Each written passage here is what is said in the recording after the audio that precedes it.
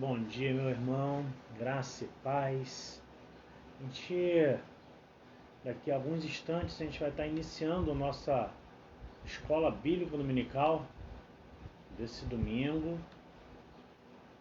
E eu quero te convidar para já estar chamando os seus contatos, compartilhando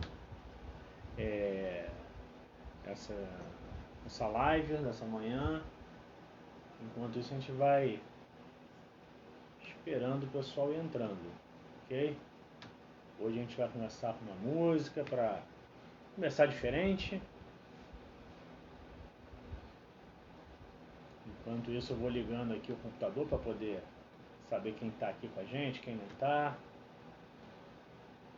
Já está chamando os seus contatos.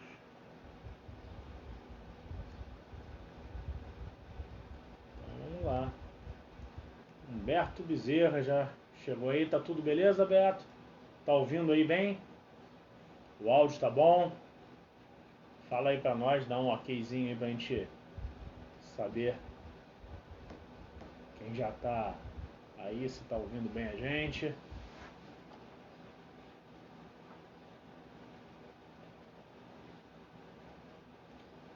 Seja bem-vindo, meu querido. Saudade de vocês aí.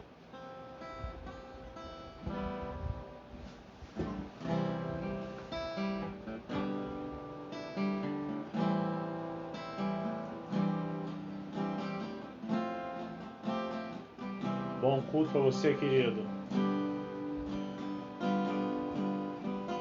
Deus está aqui, aleluia. Tão certo como o ar que eu respiro, tão certo como a manhã que se levanta, tão certo como eu te falo e podes me ouvir. Deus está em ti, aleluia.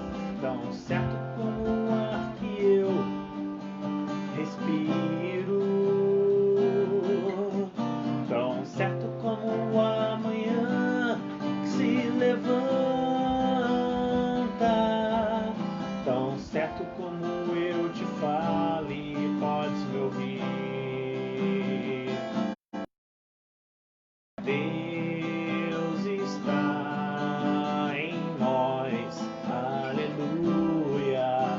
Tão certo como o ar que eu respiro, tão certo como a manhã se levanta, tão certo como eu te falo e podes me ouvir. Tão certo como eu te falo, tão certo como eu te falo, tão certo como eu te falo e podes me ouvir. Tão certo como eu te falo, tão certo como eu te falo, tão certo como eu te falo e podes me ouvir.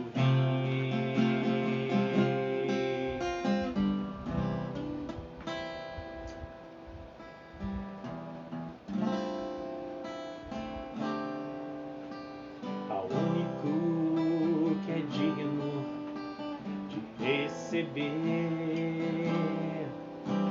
a honra e a glória, a força e o poder, ao Rei eterno, imortal, invisível, mas real, a Ele ministramos o louvor. Coroamos a ti, ó Rei Jesus, coroamos a ti, ó Rei Jesus. Jesus, adoramos teus pés. Consagramos todo o nosso ser a ti. Consagramos todo o nosso ser a ti. Consagramos todo o nosso ser a ti.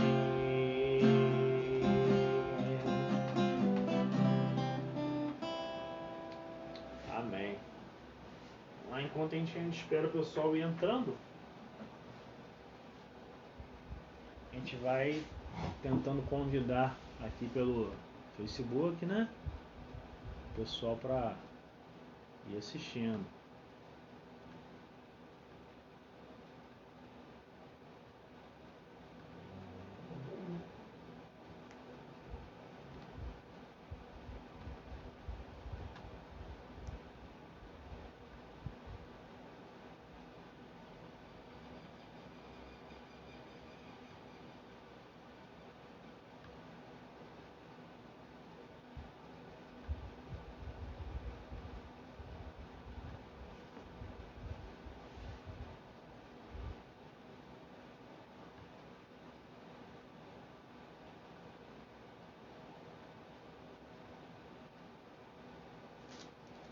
Fabiana já está com a gente aí também.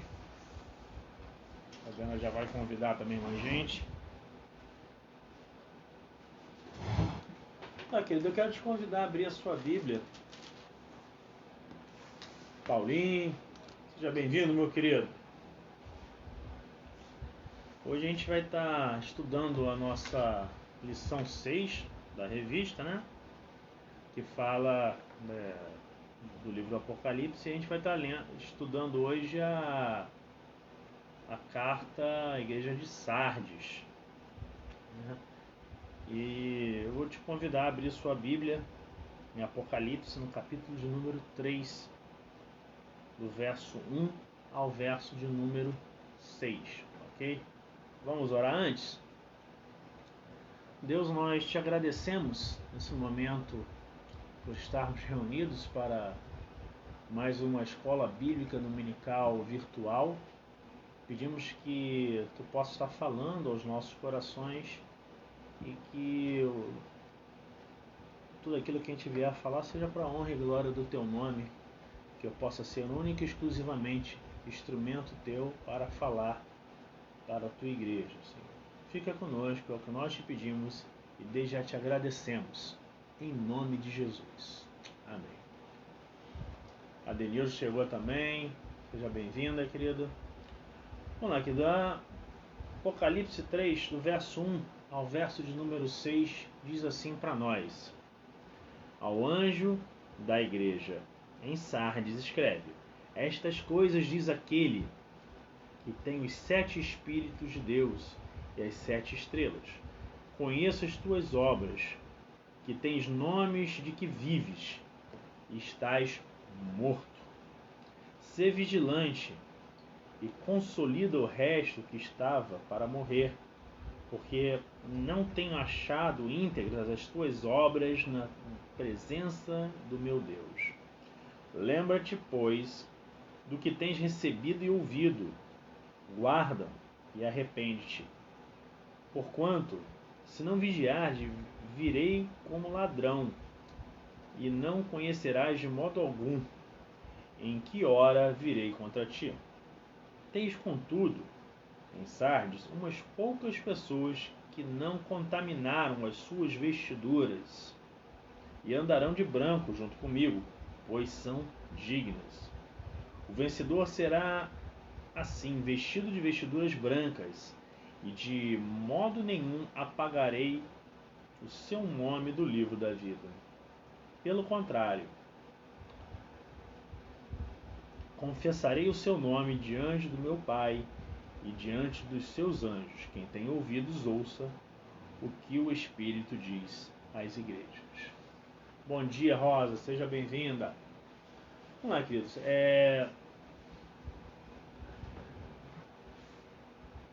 A igreja de Sardes, ela passou por algo muito complicado, né? e é algo que a gente precisa pensar. O título da lição é Sardes, o perigo do comodismo. Seja bem-vindo, tia Juramar também, né? E a gente vai estar vendo aqui, olha a introdução que a lição traz para nós, né? 700 anos antes desta carta, Sardes tinha sido uma das maiores cidades do mundo. De lá o rei da Lídia reinara sobre o seu império com todo o esplendor de um oriental e com o luxo de uma riqueza quase ilimitada. Mas a cidade se degenerou e agora conhecida principalmente pela sua maldade, demonstrando um contraste melancólico entre o passado glorioso e a presente decadência. Assim também era a igreja ali. Em contraste com outras cartas, nesta não há nenhuma palavra de louvor. Parece que a única coisa boa daquela igreja eram umas poucas pessoas que não contaminaram as suas vestes. Bom dia, pai, seja bem-vindo. Então o que a gente vê aqui? A gente vê uma cidade que tinha sido uma das maiores cidades do mundo naquela época, e isso 700 anos antes de escrever nessa carta. E depois essa cidade começou a entrar numa decadência e estava literalmente morta a cidade. E a igreja estava nesse mesmo contexto. A igreja de Sardes era uma igreja que parecia estar viva. Quem olhava assim via as suas movimentações, assim, pô, uma igreja boa, tal. Mas que o Senhor Jesus falou assim, eu vejo vocês como quem se apresenta como vivo, mas que na verdade vocês estão mortos. Essa igreja aqui, Jesus não faz nenhum elogio a essa igreja. Essa igreja aqui, ela estava mal. Parece que a única coisa de positiva dentro dessa igreja era que algumas poucas pessoas tinham se mantido fiéis. Algumas poucas pessoas não tinham se contaminado, né? E se mantiveram ali. Vamos lá, a apresentação de Cristo para essa igreja, né? O Senhor Jesus se apresenta de uma maneira dupla para essa igreja. Ele se apresenta como aquele que tem os 7 Espíritos de Deus e ele tem as 7 estrelas. Jesus se apresenta assim para essa igreja. O que quer dizer essa apresentação? Quando ele fala que ele tem os 7 Espíritos de Deus, isto ele nos fala do Espírito Santo na plenitude do seu poder, em toda a sua sabedoria, na sua perfeição, da sua operação. E você vai ver isso em Isaías 11, verso 2. Jesus está falando para essa igreja. Seja bem-vinda, mãe. E depois ele fala que ele tem as 7 estrelas, isto é, a igreja pertence a Cristo e a liderança da igreja está nas suas mãos. Está nas mãos dele, debaixo do seu controle. O importante não é que alguém quer fazer com a igreja, mas o que Jesus Cristo, o Senhor e dono da igreja, deseja que seja feito. Então, isso daí é algo importante para a gente perceber dentro desse contexto da igreja, né? E Cristo se apresenta assim para essa igreja. Vamos ver a situação dessa igreja. Olha como que a situação dessa igreja estava complicadíssima, né?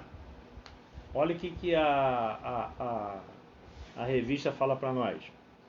A terrível acusação contra a igreja de Sardes foi que, tendo a reputação de ser uma igreja viva, de fato estava morta. As suas muitas obras não serviam para enfatizar só serviam para enfatizar a sua falta de vida espiritual. Olha que coisa triste. Uma igreja que as pessoas olhavam, achavam que era uma igreja viva, mas que de fato a igreja estava morta.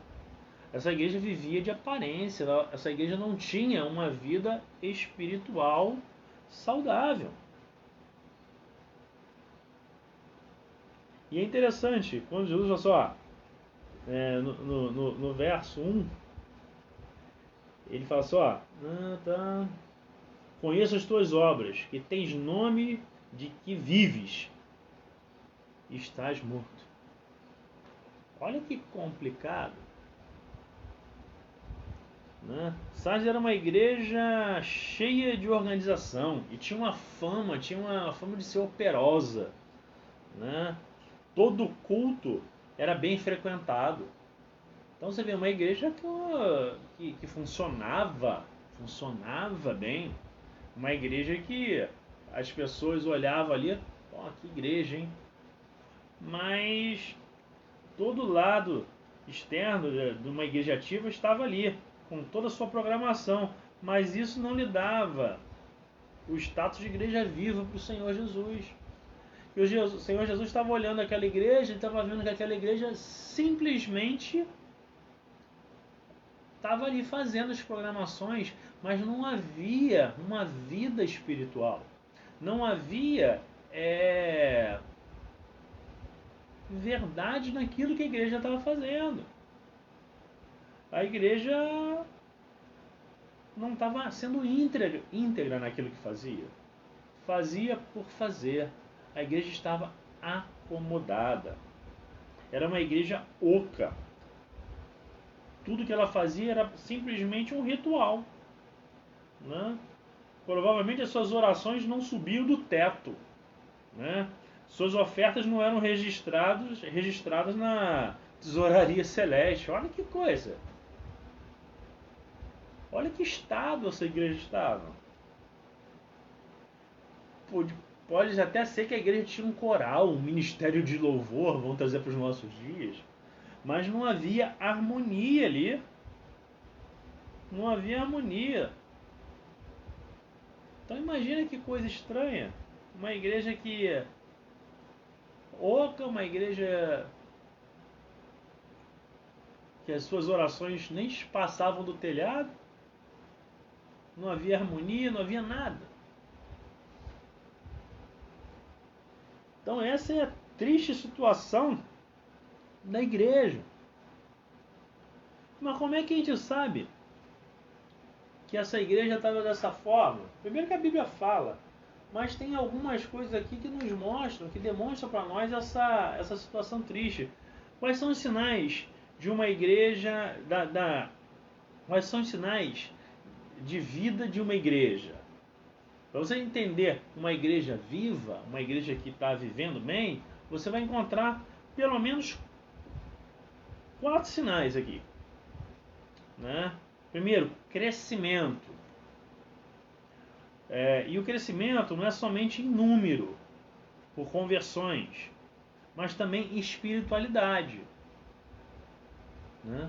Não adianta nada a igreja ter um monte de gente, vai chegando um monte de gente, mas essa igreja na verdade ela não está crescendo se ela não tem um crescimento espiritual, se a espiritualidade dessa igreja não está boa, não está sadia. Na verdade essa igreja está inchando. Provavelmente você conhece um monte de igreja que tem muita gente, mas que na verdade ela não está crescendo, ela está inchando. Outra coisa, além desse crescimento, não apenas numérico, não apenas de conversão, mas de espiritualidade, a gente vê um outro sinal de vida da igreja, que é a compaixão. O verdadeiro amor pelos necessitados, que vai atrás dos perdidos. Essa igreja parece que não tinha mais isso.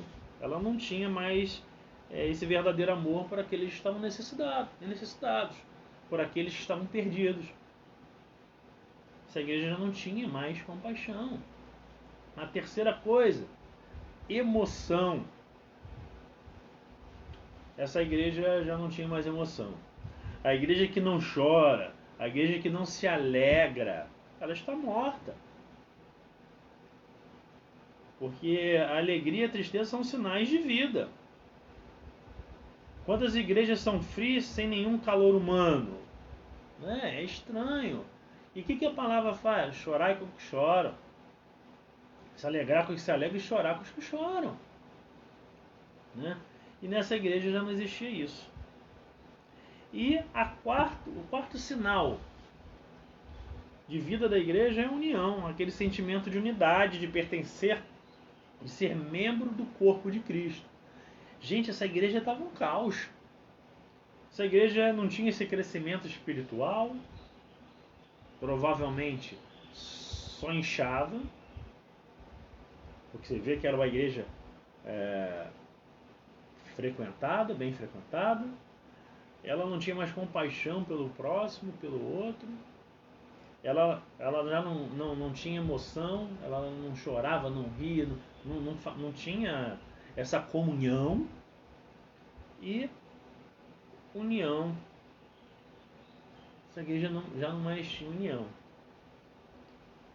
Se você, eu quero te chamar agora para você fazer uma análise de você, igreja, e da igreja que você frequenta também. A sua igreja tem tido esse crescimento dessa forma, o crescimento espiritual. A sua igreja tem tido compaixão pelo próximo.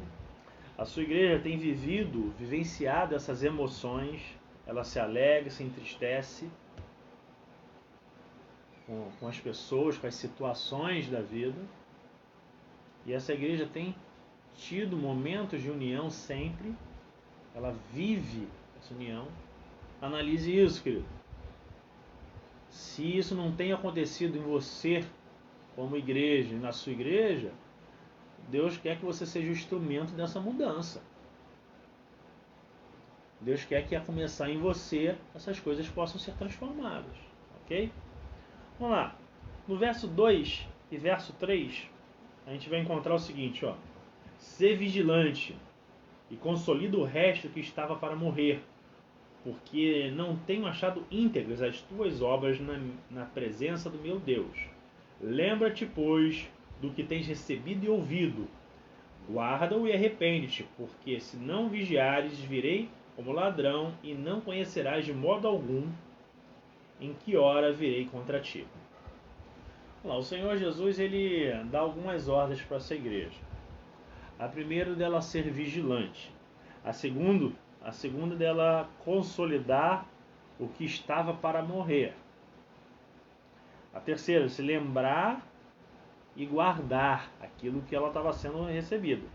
E a quarta, de se arrepender. Por que ser vigilante? A cidade de Sardes, ela já tinha sido, ela foi destruída por 2 vezes por falta de vigilância. Quando Ciro sitiou a cidade, você vai olhando na história, você vai ver que ele sitiou a cidade era tão autossuficiente, se sentia tão segura, que ela não botou vigia, não botou nada para protegê-la.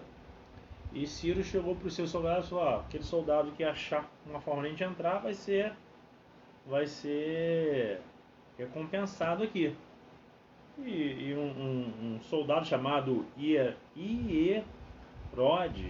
Hierodes, ele descobriu uma fenda na rocha e por ali eles entraram e invadiram a cidade, destruíram. Isso na primeira destruição da cidade.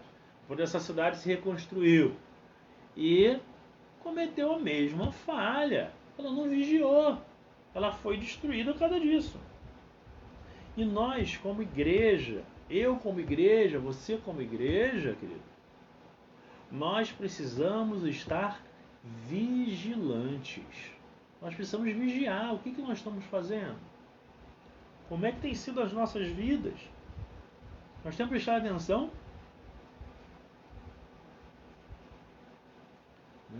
Olha que coisa interessante. Essa igreja, ela precisa vigiar, assim como Jesus disse para Pedro, para ele vigiar, porque Pedro achava que ele estava tão seguro de si que ele nunca abandonaria o Senhor Jesus, que ele nunca o negaria. E a gente conhece a história e ele negou, porque ele não vigiou naquele momento. Então, querido, eu e você, como igreja do Senhor, nós precisamos vigiar. Foi o que o Senhor Jesus disse, foi a ordem que o Senhor Jesus disse para a igreja em Sardes: vigiai, ser vigilante. Então a gente precisa vigiar. A segunda coisa, a gente precisa consolidar, essa igreja precisava consolidar o que estava para morrer, né? O formalismo não tem vida própria e logo morre, né? O ritual por si não pode viver por muito tempo, mas Jesus não manda acabar com os rituais, mas ele nos manda consolidar. Os rituais devem ser expressão de uma realidade interna, né? Devem ser cheios de vida e de poder e de força vital, né? Então os rituais que a gente faz na igreja, Jesus não manda parar, acabar, não, mas ele manda que a gente consolide, que seja algo real, seja algo que a gente esteja vivendo. A gente precisa consolidar, senão a gente vai cair na mesma situação de Sardes, a gente vai morrer. A gente não pode permitir isso. Então, que eu e você, a gente venha a consolidar aquilo que a gente percebe que não está legal na nossa vida. Aquilo que a gente percebe que não está legal na nossa igreja. Para quê? Para que essa igreja não venha a morrer. Para que eu, igreja, não venha a morrer também. Beleza? Depois, o texto fala, cadê? Lembra-te, pois, do que tens recebido e ouvido, guarda. Né? O que o Senhor Jesus está falando aqui para nós? Né? É que a gente precisa lembrar daquilo que tem sido ensinado a nós, aquilo que o Senhor tem falado para nós, tem dito para nós, né? Aquilo que a gente recebeu desde o início, desde quando a gente entrou para os caminhos do Senhor, lembrar daquilo e não apenas lembrar, guardar e aplicar na nossa vida, querido. Não adianta você saber as coisas, saber o que a palavra diz e não aplicar na sua vida. Você não vai estar consolidando nada. E eu vou te falar, você vai estar perdendo tempo. Se você escuta vários ensinamentos e não aplica na sua vida, o que você está fazendo da vida? Você está perdendo tempo. Então, em vez de perder tempo, invista o tempo. Se a palavra tem sido ensinada a você, pega essa palavra e aplica na sua vida. Não perca tempo não, aplica na sua vida isso. Viva aquilo ali. Para que a gente não caia nessa situação de Sardes. Né? E a terceira coisa que Jesus fala para ele é para ele se arrepender. Enquanto ele fala, lembra-te, guarde, que estão no imperativo, falando de uma ação contínua, quando ele fala arrepende, ele fala de uma ação definitiva, decisiva, de uma vez para sempre. Nós precisamos tomar a decisão. Se tem algo que não está legal, vamos consertar, vamos se arrepender daquilo que está sendo feito de errado e vamos consertar. Jesus fala isso para Sardes, só que Sardes não ouviu. E eu e você? O que o Senhor tem falado para nós? Nós temos dado ouvidos ao que o Senhor diz? Nós temos prestado atenção naquilo que o Senhor tem dito para nós? Temos aplicado na nossa vida? Né? Aí a gente chega na parte 4, né, da lição, que fala do remanescente de Cristo. Olha o verso 4 que fala: tens contudo em Sardes umas poucas pessoas que não contaminaram as suas vestiduras e andarão de branco comigo, pois são dignas. A gente encontra aqui o seguinte: Jesus fala assim, nessa igreja algumas pessoas ainda não se corromperam. Algumas pessoas ainda estão com vestes brancas. Algumas pessoas estão fiéis àquilo que eu tenho ensinado. E ele fala que essas pessoas não se corromperam, não se deixaram contaminar pelo mundo. Aí eu quero trazer para você o seguinte, querido, eu não sei como que está a sua igreja hoje. Eu sei que muita gente na igreja pode estar na mesma situação de Sardes. De repente você pode falar assim, pô, minha igreja tá ruim, minha igreja não tá legal. Aí eu quero te lembrar que você é igreja. Então, se você é igreja, mantenha-se fiel aos ensinos do Senhor.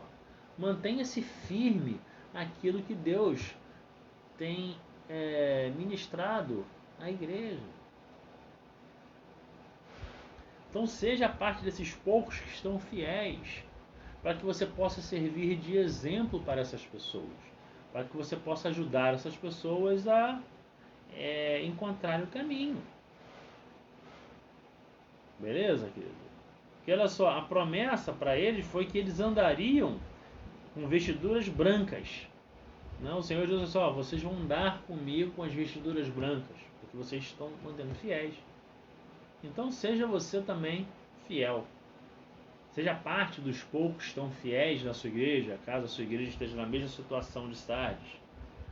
E que você possa ser parte daquele grupo que vai tentar fazer com que essa igreja acorde para a vida.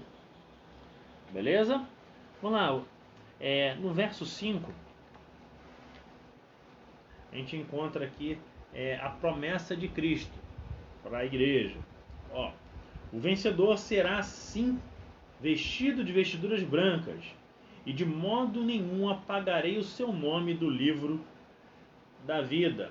Pelo contrário, confessarei o seu nome diante do meu Pai e diante dos seus anjos. Olha que coisa linda.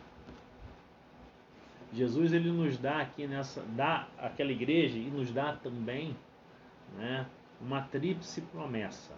A primeira será vestido de vestiduras brancas.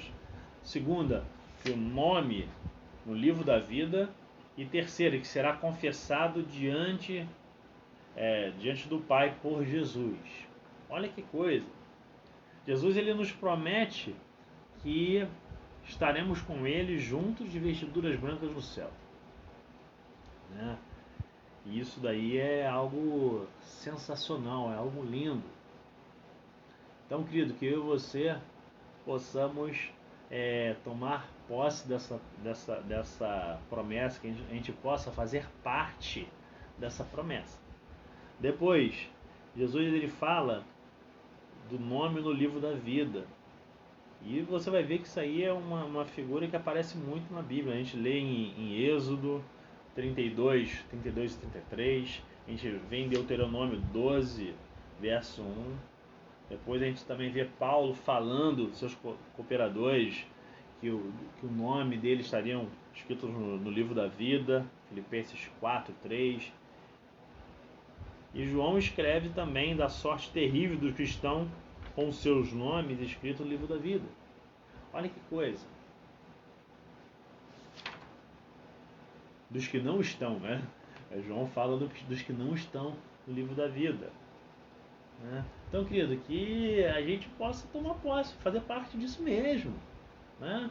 Que a gente possa sempre ter a certeza de que o nosso nome está no livro da vida, né? E por último, a gente vê aqui Jesus falando que ele estaria confessando, que o nosso nome seria confessado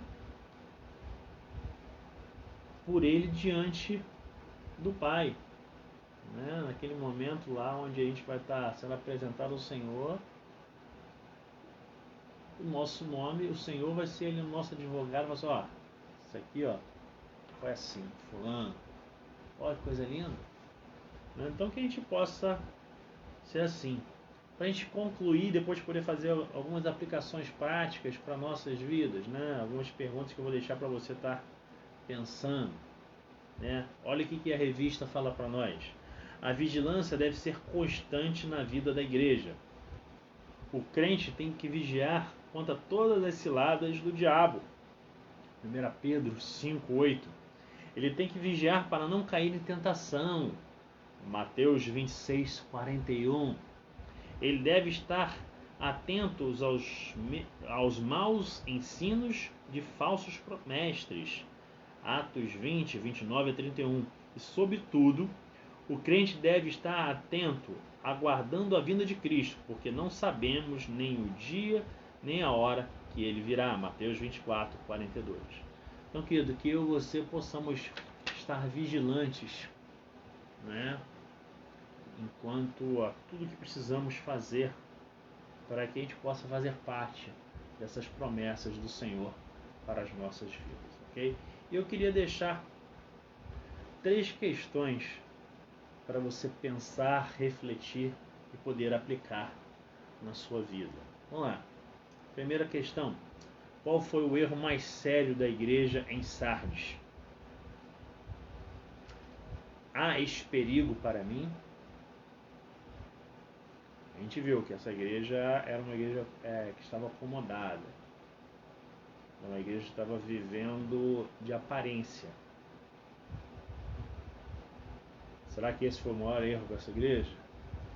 Será que há perigo para mim e para você também? Perigo para as nossas vidas, para a nossa igreja? Para mim, igreja? Para eu, igreja? Será que há esse perigo? Outra coisa, como ela poderia recuperar-se? Como que eu e você, como igreja, podemos nos recuperar dessa situação que a igreja de Sardes viveu, se a gente estiver vivendo? E terceira e última coisa, quais são os significados das vestiduras brancas? Já pensou nisso? O que significa essa vestidura branca para você? O que significa aqui na Bíblia essa vestidura branca? Tá, querido, que Deus possa continuar a nos abençoar e que eu e você possamos estar no centro da vontade do Senhor. Que a gente não venha cometer as mesmas falhas que a igreja de Sardes cometeu, mas que a gente possa viver aquilo que o Senhor quer que a gente viva, que a gente possa fazer parte da promessa do Senhor e que essas promessas possam ser presentes na nossa vida vindoura no céu. Ok, querido? Vamos orar? Pai de amor, nós te agradecemos por mais essa escola bíblica dominical virtual. E pedimos agora, Senhor, que Tu possas continuar a tratar e a falar aos nossos corações. Que a gente não venha cometer a mesma falha da igreja de Sardes. Mas se a gente já estiver cometendo, que a gente possa estar vigilante, guardar aquilo que nos foi ensinado e que a gente possa se consertar para fazer parte das Tuas promessas para a vida da igreja, Senhor. Fica conosco, é o que nós te pedimos, Senhor, e desde já te agradecemos, em nome de Jesus. Amém. Querido, que Deus nos abençoe e até mais tarde do nosso culto da família, louvor e adoração a Deus, ok? Forte abraço a todos, fiquem na paz.